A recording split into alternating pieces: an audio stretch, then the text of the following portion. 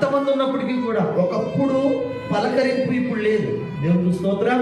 హైదరాబాద్ వెళ్ళి బాగుపడితే అందరూ కూడా నిన్ను పలకరిస్తారు. అన్నీ ఉన్నప్పుడు అందరూ దగ్గరికి వస్తారు. అన్నీ ఉన్నప్పుడు అందరూ నిన్ను ప్రేమిస్తారు. అన్నీ ఉన్నప్పుడు కదా, బెల్ల మొక్క ఉన్న ఆ చోటకి చీమలు వస్తాయి.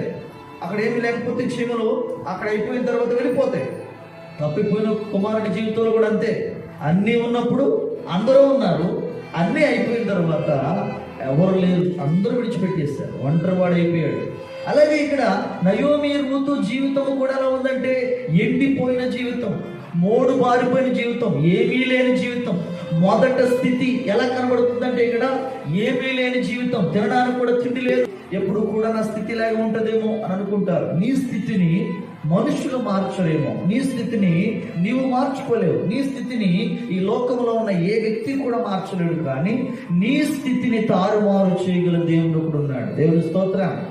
ఆయనే నజరేయుడైనటువంటి యేసు ప్రభు మన స్థితిని మార్చగల శక్తిమంతుడైన